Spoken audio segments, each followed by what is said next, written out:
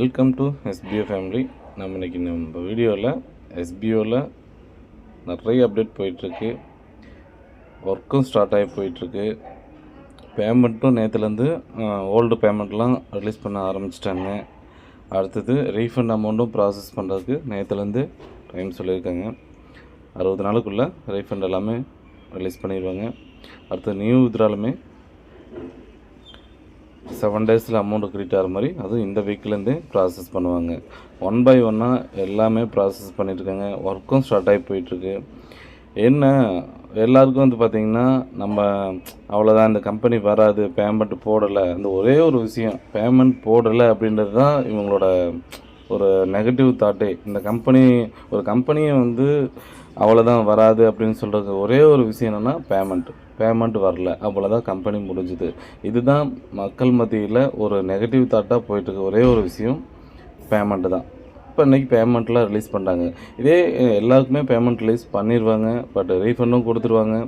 Work பண்ணுற அமௌண்ட்டுக்கும் process பண்ணி withdrawal பண்ணுவாங்க.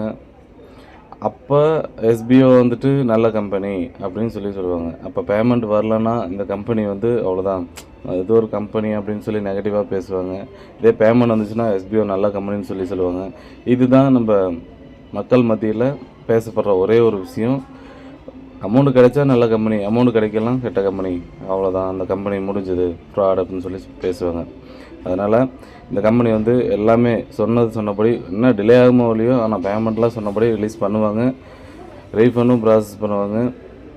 இன்றைக்கி பார்த்திங்கன்னா அமௌண்ட்டு ரிலீஸ் ஆனதை ப்ரூஃப் இன்றைக்கி பார்க்கலாம். நீங்கள் எஸ்பிஓவில் ஆல்ரெடி ஜாயின் பண்ணியிருந்தீங்க அப்படின்னா அந்த ப்ரூஃப் ஆஃப் எஸ்பிஓவில் இருப்பீங்க. அதில் ப்ரூஃபாக செக் பண்ணுங்கள். நேற்று ரேட்லேருந்து அமௌண்ட்டு பாருங்கள், 12,434 கிரெடிட் ஆகிருக்கு.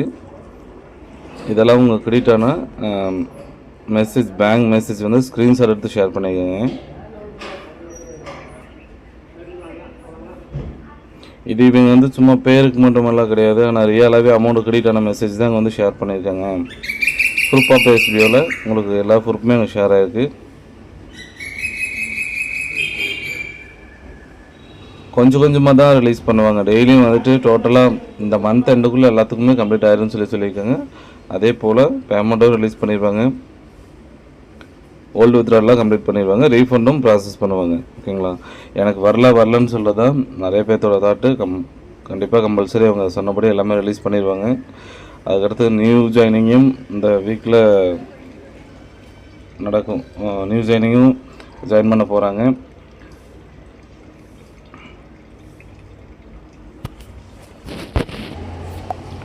பாருங்கள், 9,923 ரூபா கிரெடிட் ஆகிருக்கு. நீங்கள் ப்ரூஃப் ஆஃப் எஸ்பிஓவில் போய் பார்த்தீங்கன்னா தெரியும், பேமெண்ட் ப்ரூஃப் ஷேர் பண்ணியிருப்பாங்க. மறக்காமல் நோட்டீஸ் போல் வர அப்டேட்டை ஃபாலோ பண்ணுங்கள். ஏன்னா அதில் அவங்க சார் சொல்கிற இன்ஸ்ட்ரக்ஷனை ஃபாலோ பண்ணிங்கன்னா தான் அடுத்து ஆக்டிவ் மெம்பர்ஸ் எல்லாம் எப்படி ஒர்க் பண்ணுன்றது தெரியும். ஸோ நோட்டீஸ் போல் வர அப்டேட்டை ஃபாலோ பண்ணுங்கள். தேங்க்யூ.